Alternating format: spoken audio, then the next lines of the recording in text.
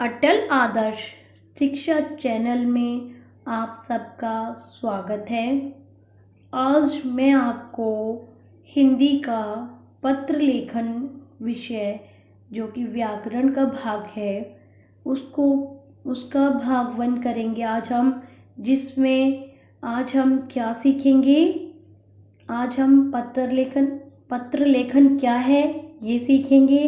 पत्र लेखन के कितने अंग हैं और औपचारिक पत्र को कैसे लिखा जाता है, आज हम यह समझेंगे।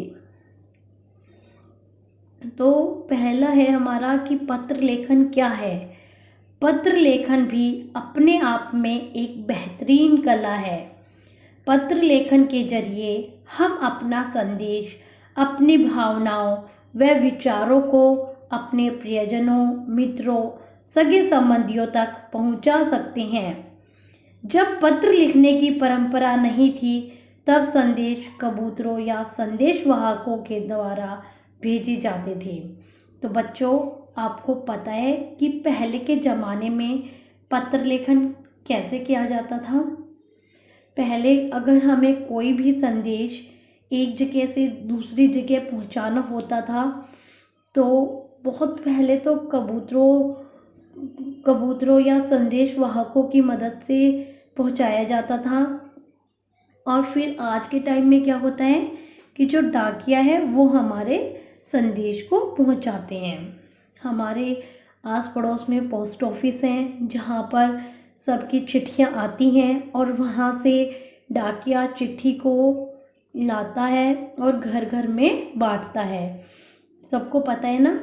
आजकल ये परंपरा थोड़ी सी कम हो गई है क्योंकि हमारे पास मोबाइल आ गया है, ईमेल आ गए, दूसरे हमारे संदेश के तरीके आ गए हैं, जिसकी वजह से थोड़ा इनका चलन कम हो गया है। लेकिन फिर भी इनकी अपनी एक अलग महत्व है। तो जो पत्र लेखन होता है बेटा, आपको क्या करना होता है, इसके मुख्यतः 3 भाग होते हैं, 3 अंग होते हैं इसके। कि आप एक तो प्रारंभ में शुरू में क्या करेंगे, आप पते से अभिवादन करेंगे। ठीक है, आप उसमें क्या लिखेंगे, आप कौन है, कहाँ से हैं, ये सब लिखना होता है आपको। अभिवादन करना होता है। फिर आपका मेन मकसद क्या, आपने क्यों पत्र को लिखा है। फिर लास्ट में आप धन्यवाद करते हैं और नाम पता लिखते हैं। तो यहाँ पर देखो, मैंने यहाँ पर एक औपचारिक पत्र के बारे में आपको समझाया है, जिसमें क्या लिखा है मैंने, पत्र जिसे लिखना हो। तो ये जो औपचारिक जो पत्र होते हैं वो हम किस किस को लिखते हैं।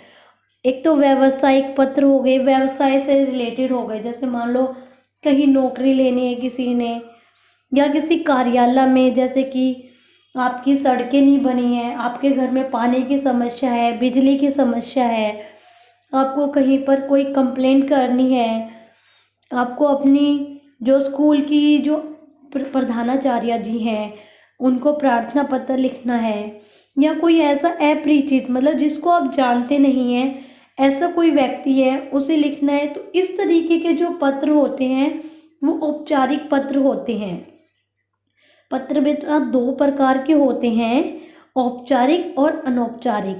औपचारिक पत्र तो मैंने आपको अभी बताया है कि व्यावसायिक पत्र हो गए, कार्यालय हो गए, प्रार्थना पत्र हो गए और अपरिचित व्यक्ति को हो गए। और अनौपचारिक जो पत्र होते हैं वो हम अपने रिश्तेदारों को, अपने मित्र को, जैसे नाना नानी को या अपने किसी दोस्त को, इनको लिखते हैं। उसके बारे में मैं जो भाग 2 होगा उसमें चर्चा करूंगी, या भाग 3 में। अभी इसके भाग 2 में तो मैं आपको एक कार्यालय या व्यावसायिक पत्र और लिखवाऊंगी। ठीक है, तो हम इसके भाग 2 या 3 में हम अनौपचारिक पत्र के बारे में सीखेंगे।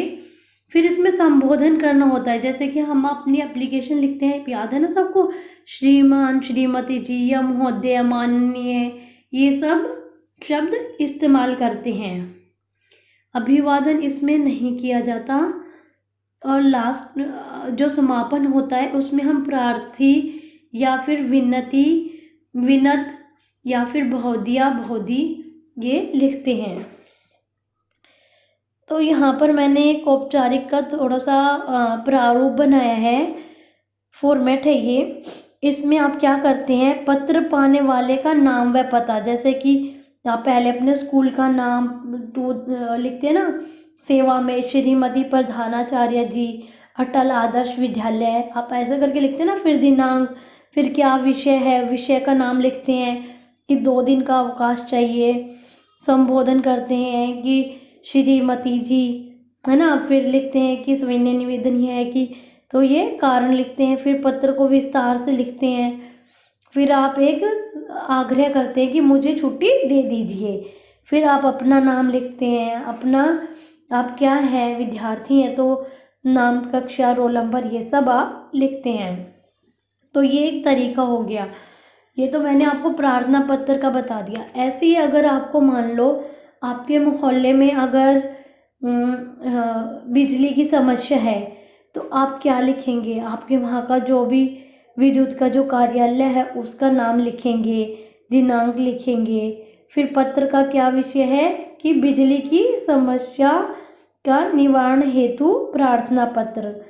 फिर श्रीमान जी, फिर निवेदन यह है कि हमारे यहाँ पर इतने दिन से बिजली की प्रॉब्लम चल रही है, समस्या चल रही है कि कभी आती है कभी चली जाती, ऐसे करके आप थोड़ा सा उसको, अपनी जो आपकी समस्या उसको आप एक्सप्लेन करेंगे।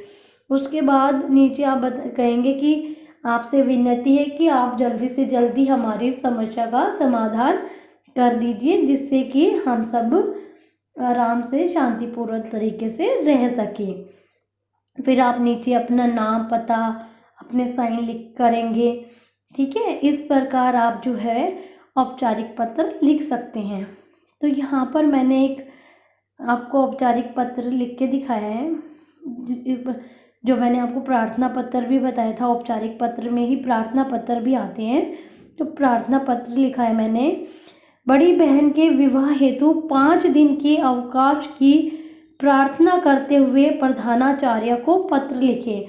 इस तरीके के पत्र बेटा आपकी किताबों में भी हैं और आपके सिलेबस में भी आते हैं, और आपको कई बार ज़रूरत भी पड़ती है कि आपको लिखना पड़ता है ना।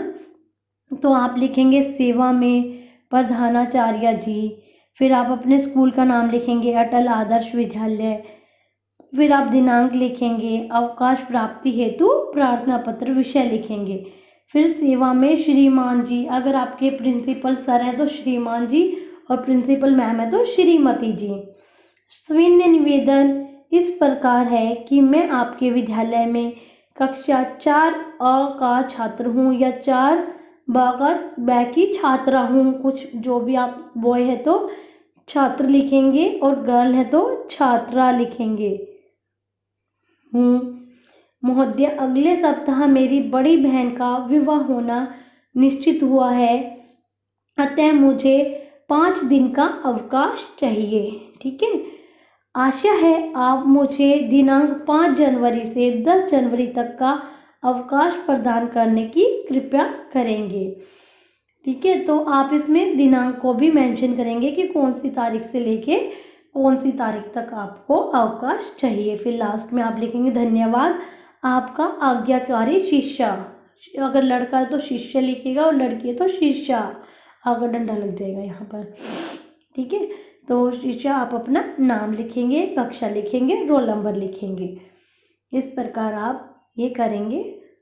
धन्यवाद। इससे आगे का भाग हम भाग नंबर 2 में करेंगे, जिसमें हम 1-2 एग्जाम्पल और लेंगे औपचारिक पत्र के, और फिर उसके बाद हम अनौपचारिक पत्र करेंगे। धन्यवाद।